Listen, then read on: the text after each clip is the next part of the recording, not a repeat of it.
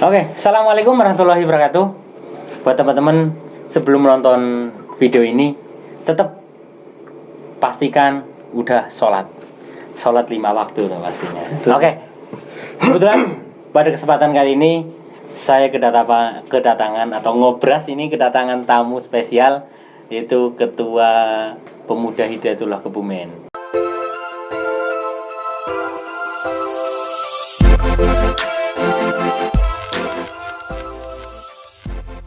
Bang Ipul, Ya, mau tanya ini, Bang Ipul, kapan mulai jadi ketua Pemuda Kebumen ini? oke, kembali lagi ke temanya ya. Jadi ngobrol bareng santai, jadi santai Oke, aja, nggak usah santai. tegang. Yo, harus apa ya. santai. Boleh diminum kopinya.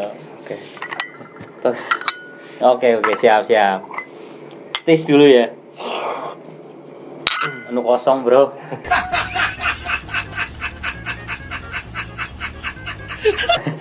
Oke. Itu gimana cerita awal ketika jadi ketua? ini kalau diceritakan secara panjang lebar mungkin bisa sampai subuh ya. Ya dipotong-potong lah, yang penting Jadi disingkat, jangan sampai subuh. ceritanya kenapa saya kok bisa di posisi di pemuda ini gitu kan? Jadi ceritanya dulu itu sebelum periode saya terjadi kekosongan kekuasaan ya. Atau bahasa sejarahnya itu dinastinya kosong. vacuum of power gitu loh. Ya. Nah, terus. Jadi kemudian pada saat itu masih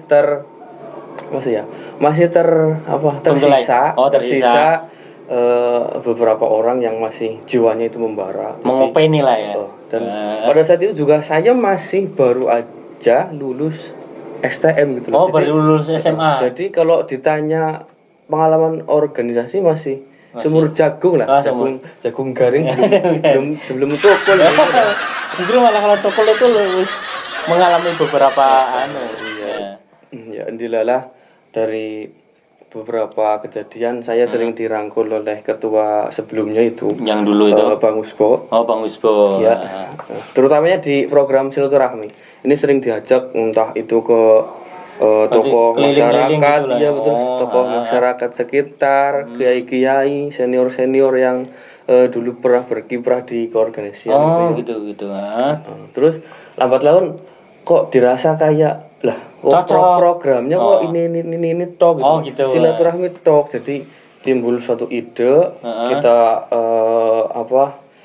kita susun sebuah program progres ke depan gitu ya. Kalau nggak salah dulu itu pertama pelatihan budidaya. Pelatihan budidaya Pak itu. Langsung kebetulan saya ditunjuk sebagai ketua OC-nya, ketua panitianya. Gitu. Mungkin enggak tahu kenapa sih yang saya rasa tugas saya itu pekerjaannya ya masih biasa aja lah gitu. Mungkin entah ada faktor lain yang saya nggak ketahui itu. Lambat laun kok kayak merasa dipercaya. Dan kebetulan juga pada saat itu di pengurus harian itu kan terjadi kekosongan tadi ya. Jadi ketua itu berdiri sendiri, nggak ada yang dampingi gitu loh. Berarti kemana-mana sendiri gitu. Qadarullah pada saat itu. Saya juga baru lulus kan, jadi kan belum ada kegiatan. Masih ngikut lah ya, masih ngikut ngelor ngikut. Terus ya dipercaya sama ketua. Tahun berapa itu? Ya akhir 2019. Akhir 2019. Oke. Berarti mulai jadi ketua di akhir 2019. Bukan, itu awalnya jadi pengganti atau estafet kepemimpinan gitu. Kalau bahasa organisasinya PLT sekretaris. Karena sekretaris yang ngerti orang ngomong. PLT sekretaris yang sebelumnya itu kan fokus atau ada kepentingan lain. Jadi untuk di pemuda ini kurang maksimal. Berarti awalnya masuk sekretaris dulu ya, nggak langsung sekretaris, dan itu posisinya di ujung tanduk ya, di akhir periode. Jadi saya menjabat sekretaris, PLT sekretaris. Mungkin nggak ada genap setahun itu loh. Gitu. Langsung diangkat jadi ketua, dipercaya gitu ya. Setelah pergantian itu PLT. Ya sempat ada sandiwara sedikit ya. Yalah, namanya organisasi gitu harus ada sandiwara. Terus sekarang aktivitasnya apa? aktivitasnya kesehariannya gitu. Oke, selain di organisasi ini ya, itu Pemida itu kebetulan dulu kan pasca SMK ya. Pasca SMA ya. Pasca SMA, pasca SMA. Atau setelah lulus SMK setelah gitu ya. Lebih umum aja setelah lulus gitu kan. Kebetulan kan saya juga punya paman di yayasan. Oh, pamannya Bang Ipul. Paman saya. Pak Le ya? Pak Le, Pak Le Angkel. Ya? Pak Le. Angkel gitu ya. Angkel. Kebetulan nyarankan untuk masuk di yayasan gitu loh. Yang pertama itu masuk yayasan dulu. Berarti dulu emang SMA-nya itu udah di Kebumen? Iya di Kebumen. Di SMK Negeri 2 Kebumen. Oh, SMK Negeri 2. Dulunya berarti asli Cilacap ya? Asli Cilacap. Lah di Kebumen itu tinggalnya di mana waktu SMA itu? Tinggalnya di asrama. Asrama. Oh, berarti yayasan itu memiliki asrama atau pondok gitu ya? Asrama atau pondok, Berarti setelah lulus langsung suruh pengabdian atau gimana? Pengabdian. Itu berarti wajib pengabdian atau gimana sih?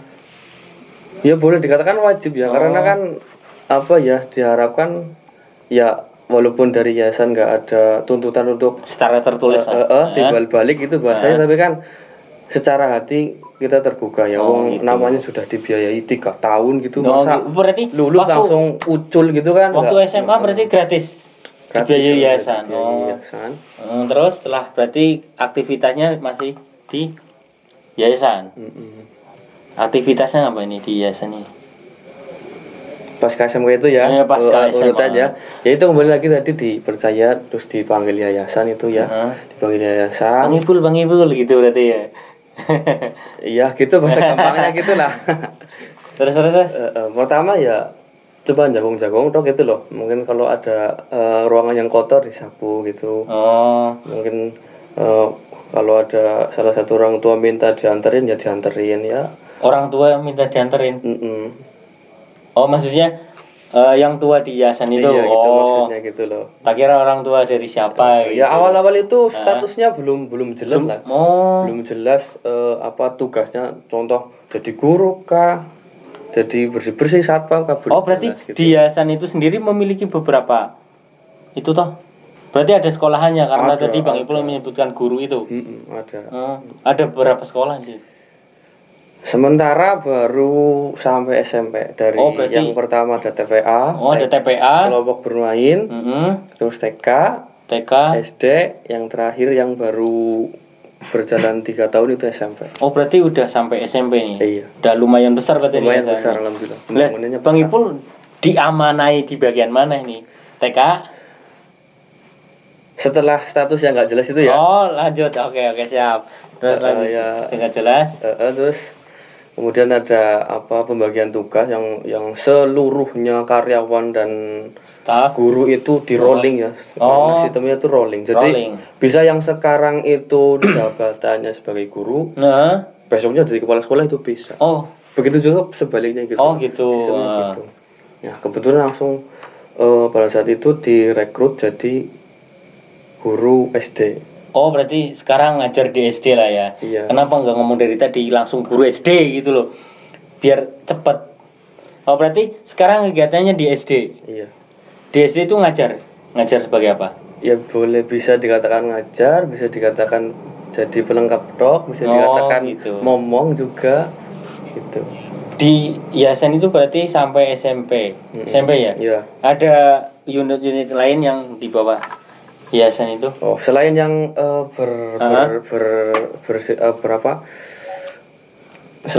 sampai SMP itu. Selain yang di pendidikan itu ada. Tentunya yang rintisan awal itu kan PPAS ya. PPAS itu apa ya bahasanya ya, itu yang asrama tadi lah. Pondok pesantren bisa dikatakan panti yang itu. Sosial lah ya. Sosial itu. Ya, sampai sekarang juga ada, bahkan sekarang malah sudah diresmikan sebagai pondok pesantren. Sekarang jadi pondok pesantren. Gitu. Ya. Lah, itu pondok pesantren itu santrinya banyak sekarang. Untuk tahun ini terjadi perubahan sistem ya. Yang tadinya dulu pada waktu angkatan saya jenengan itu kan bisa ngerekrut untuk yang sekolah di luar itu ya. Jadi mulai 2 tahun terakhir ini dikhususkan untuk yang sekolah di SMP IH gitu loh. Jadi nggak sekarang nerima yang sekolah di luar. Oh gitu. Betul. Nah, mau tanya lagi nih, Bang Ipul. Ya.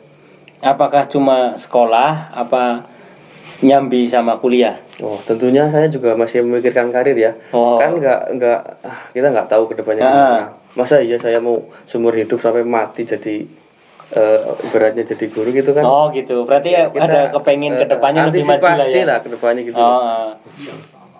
Berarti sekarang statusnya juga mahasiswa. Sekarang mahasiswa, alhamdulillah sudah masuk di semester 4 di Universitas Ma'arif Nahdlatul Ulama Kebumen. Oh, ambil jurusan apa? Ambil jurusan teknik sipil. Jadi arsitek tuh kedepannya. Semoga saja gitu loh. Biar dirasa nyambung, karena dulu STM juga saya ambil jurusan bangunan gitu. Dulu STM bangunan. Ya, biar nyambung gitu loh. Oke. Walaupun keserinnya jadi megang buku jilid. Gitu. Karena anak-anak SD itu ya. Oke. Ada yang perlu tanyakan lagi nih. Bang Ipul sekarang kan jadi ketua lah ya. Ada pesan apa sih buat anak-anak muda yang di luar sana yang mungkin ya notabene Bang Ipul kan pemuda Hidayatullah pembida. Apa tuh? Pemuda Hidayatullah. Nah, itu kan berbasis ya Islami lah ya. Ada nggak pesan khusus untuk teman-teman sana yang mungkin hatinya belum kesentuh untuk mengenal Islam itulah. Tapi dengan konsep anak-anak muda mungkin bisa disampaikan teman-teman. Oke, kita di sini bicara nggak usah terlalu teoritis agamis itu ya. Iya. Yang sudah pernah dijalani saja. Yang saya pernah dengar dari ucapan guru saya itu dalam menghadapi di kehidupan dunia ini, kita boleh nyampur tapi nggak membaur gitu loh. Berarti sebagai antisipasi, misal kita berkecimpung di, misal kita keluar ada komunitas yang notabene mungkin ya ada nonisnya, ada yang kebiasaannya, ada yang kurang baik dilihat gitu loh. Kita boleh nyampur di sini artinya kita boleh bergabung dan tujuannya pula cuma jalin silaturahmi gitu loh. Atau bahasa kerennya lagi personal branding gitu loh.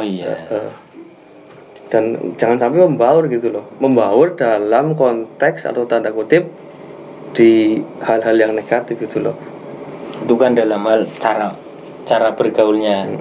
Pesannya untuk anak-anak muda yang belum tersentuh hatinya untuk anak muda ini loh, yang kita itu sekarang kan zaman sekarang untuk mengenalkan diri siapa aku dan apa agamaku kan masih masih malu.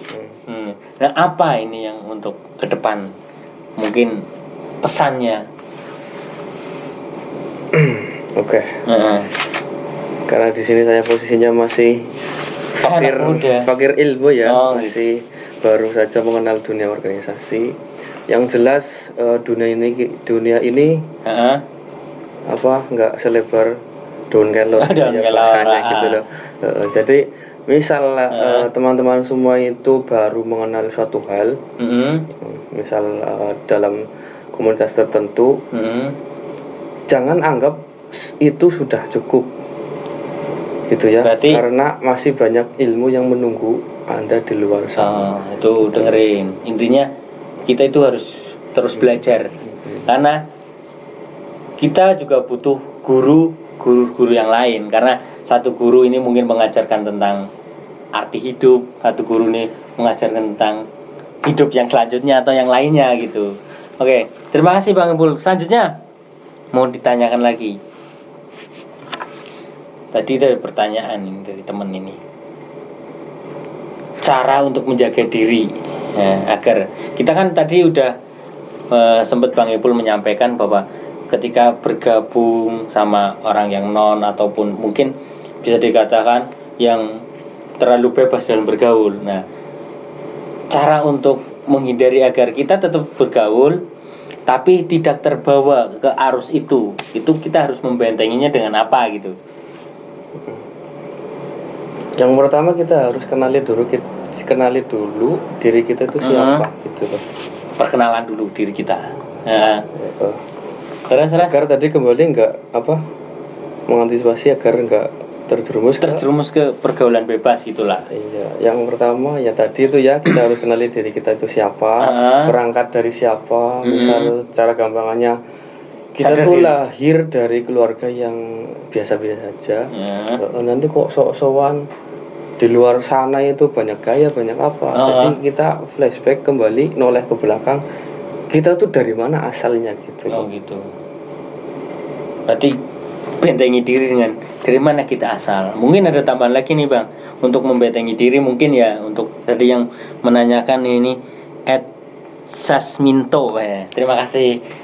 Jadi untuk membentengi diri itu mungkin dengan mengenal agama gitu kan. Karena pergaulan bebas juga sangat ya merusak masa depan sih. Kayak contoh narkoba segala macam itu kan salah satu pergaulan bebas yang mungkin dari pemerintah sendiri juga melarang itu. Bentengi dengan agama. Kalau kita emang benar-benar di kelompok tertentu itu ada indikator berbau pergaulan bebas, lebih baik kita menghindar. Kalau emang kita nggak ingin terjerumus ke situ, mungkin itu. Selanjutnya kita tetap aktif dalam kegiatan-kegiatan yang tidak menjerumus ke situ. Mungkin ada organisasi atau komunitas yang tidak ke arah situ gitu. Oke, terima kasih Bang Ipul.